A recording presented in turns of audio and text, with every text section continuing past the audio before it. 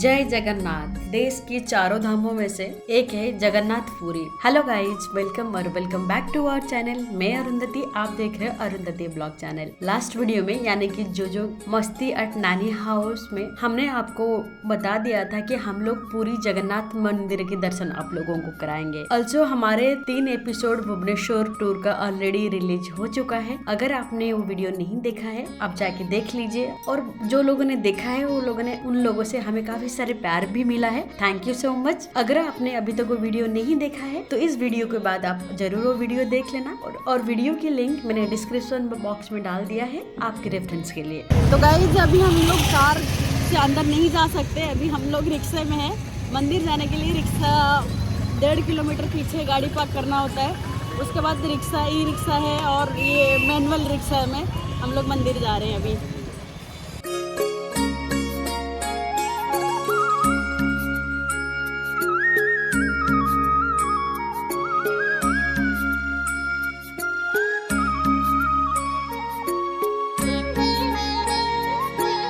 सब कहते हैं पूरी जाना मतलब जगन्नाथ जी की बुलावा आया है। जय जगन्नाथ। हम लोगों का बिल्कुल भी प्लान नहीं था इस साल न्यू ईयर पे हम लोग पूरी जगन्नाथ जी के दर्शन करेंगे। This was just a random planning for us come to Puri. Jagannath Puri मंदिर का एरिया काफी बड़ा है और इसमें कई सारी जगह है जिनके दर्शन बिना आपकी यात्रा अधूरी है। मंदिर के परिसर में कैमरा ले जाने की अनुमति नहीं है, इसलिए हम मंदिर के अंदर का वीडियो एंड फोटोज नहीं दिखा सकते। जगन्नाथ पुरी मंदिर के अंदर जाने के लिए 4 द्वार बना है। सबसे पहले होता है पूर्व द्वार, जिसको सिंह द्वार बोलते, पश्चिम द्वार जिसको व्याघ्र द्वार बोलते, उत्तर द्वार यानी कि हस्ती द्वार, दक्षिण द्वार यानी कि अश्वा द्वार। इसमें से भक्त जनों जिस दरबार से एंटर करते हैं उसे बोलते पूर्व द्वार यानी कि सिंह द्वार बोलते। सिंह द्वार के अंदर जाने के लिए पहले आपको बाहर दिखाई देगा अरुण स्तंभ। अरुण को सूर्य का वाहन माना गया है। सबसे पहले ये स्तंभ कोणार्क सूर्य मंदिर में था, बाद में यहाँ पर स्थापित करा दिया गया। सिंह द्वार से प्रवेश करते हुए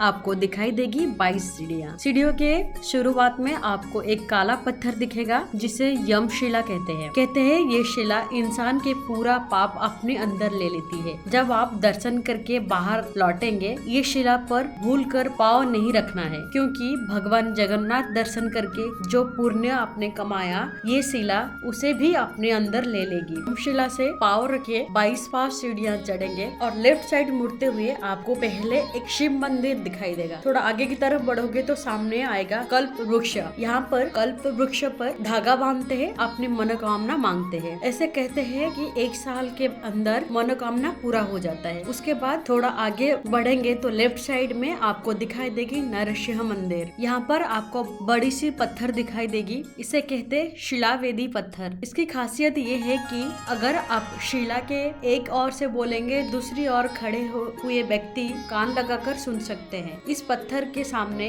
महाप्रभु जगन्नाथ जी की रसोई है। आपको पता होगा देश की चारों धाम किसी खास चीज के लिए प्रसिद्ध है। कहा जाता है कि बद्रीनाथ धाम में भगवान ध्यान करते हैं, रामेश्वर में स्नान और द्वारिका में हो जाते निद्रामग्न। इस प्रकार में कहा जाता है पुरी में महाप्रभु जगन्नाथ जी को भोजन करना अत्यंत प्रिय है। इस वजह से पुरी को कहा जाता है अन्य क्षेत्र। यहाँ पर बहुत बड़ा रसोई है जहाँ पर भोग तैयार करने के लिए लगभग 250 चूल्हा है और यहाँ पर प्रसाद तैयार करने के लिए 700 से भी अधिक लोग हैं। तो आज मैं आप लोगों के साथ पूरी जगन्नाथ मंदिर से जुड़े रहस्य के बारे में बताने जा रही हूँ। यह मंदिर भगवान विष्णु के अवतार श्री कृष्ण को समर्पित है। हर साल यहाँ पर लाखों श्रद्धालु आते हैं। 800 साल से भी पुराने यह पवित्र मंदिर के दर्शन करने के लिए देश विदेश से लोग आते हैं। मंदिर का निर्माण 7वीं शताब्दी में हुआ था। 3 बार टूट चुका है ये मंदिर। 1174 में अनंग भीमदेव ने दोबारा बनवाया था मंदिर। इस मंदिर के पीछे भी एक रहस्य है। कहा जाता है राजा इंद्रद्युम्न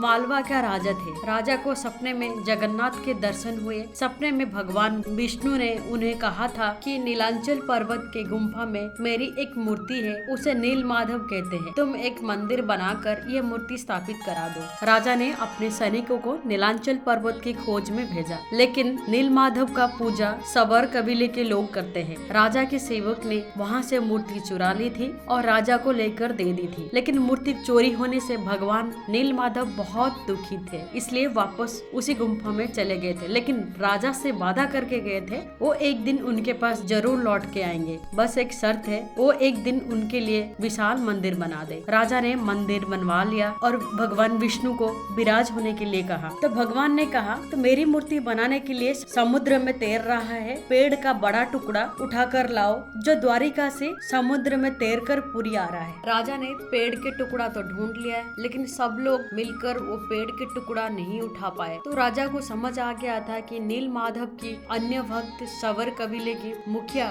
विश्ववसु के सहायता लेनी पड़ेगी। सब हैरान हो गए थे। विश्ववसु भारी भरकम लकड़ी को उठाकर मंदिर तक ले आए। अब बारी थी लकड़ी से भगवान की मूर्ति बनाने की। राजा के कारीगरों ने लाखों कोशिश कर दी, लेकिन लकड़ी में कोई भी एक छीन तक नहीं लगा पाया। तब तीनों लोगों के कुशल कारीगर विश्वकर्मा एक बूढ़े व्यक्ति के रूप लेकर राजा के पास आए। उन्होंने राजा को कहा वो नीलमाधव की मूर्ति बना सकते हैं, लेकिन साथ में उन्होंने एक शर्त भी रखी थी, वो 21 दिन में मूर्ति बनाएंगे और अकेले बंद कमरे में बनाएंगे। उनके शर्त मान ली गई, लेकिन राजा इंद्रद्युम्न के रानी खुद को रोक नहीं पाए और रानी के कहने पर राजा ने कमरे के दरवाजा खोलने का आदेश दिया। जैसे ही कमरा खोला बूढ़ा व्यक्ति गायब था और उसमें 3 अधूरी मूर्तियां पड़ी मिली। भगवान नीलमाधव और उनकी भाई के छोटे छोटे हाथ बनी थी, लेकिन उनके टांग नहीं थी। सुभद्रा जो उनकी बहन, उनके तो हाथ पाँव बनाए नहीं गए थे। राजा ने उनको भगवान की लीला मान के अधूरी मूर्ति को स्थापित कर दी। तब से लेकर आज तक 3 भाई बहन आज इस रूप में मंदिर में विराजमान है। आज मैं आप लोगों को इस मंदिर में जुड़े हुए कुछ रोचक जानकारियाँ देने जा रही हूँ, जिनकी सच्चाई के बारे में आज तक पता नहीं चल पाया।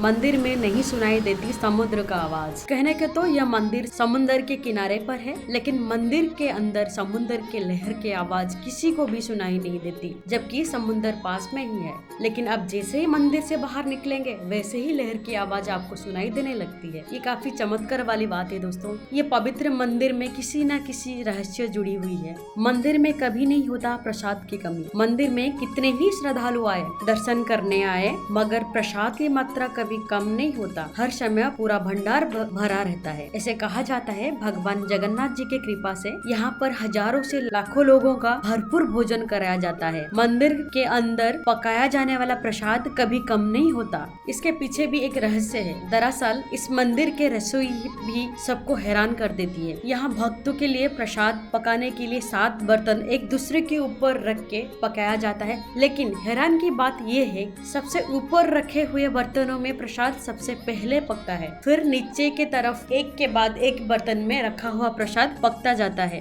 दोस्तों कहा जाता है मंदिर के प्रसाद तभी खत्म होता है जब मंदिर के दरवाजा बंद कर दिया जाता है। भगवान जगन्नाथ मंदिर में आज भी ऐसे ही चमत्कार होते हैं, जिनके जवाब वैज्ञानिकों के पास भी नहीं है। रोज बदला जाता है मंदिर का शिखर का झंडा, हवा के उल्टी दिशा में उड़ता है ये झंडा। ऐसा क्यों है आज तक किसी को भी पता नहीं चल पाया। भारत में किसी भी मंदिर का ध्वजा हर दिन बदला नहीं जाता, लेकिन जगन्नाथ जी के मंदिर के ध्वजा हर दिन बदला जाता है। हर दिन एक पंडित जी को ऊंचे गुम्बद पर चढ़कर ध्वजा बदलना होता है। जगन्नाथ मंदिर के ऐसे मान्यता है, अगर एक दिन भी ध्वजा नहीं बदला गया तो मंदिर 18 साल तक बंद हो जाएगा। जगन्नाथ मंदिर के शिखर पर एक सुदर्शन चक्र लगा है, जिसके बारे में कहा जाता है उसे किसी भी दिशा में खड़े होकर देखें, ऐसे लगता है चक्र का मुंह आपकी तरफ है। ऐसे और भी एक रहस्य है कि मंदिर का शिखर की छाया कभी जमीन पर नहीं दिखती है, उसकी छाया कोई भी नहीं देख पाया अभी तक। तो गाइस ये बहुत सारे रहस्य है जगन्नाथ जी के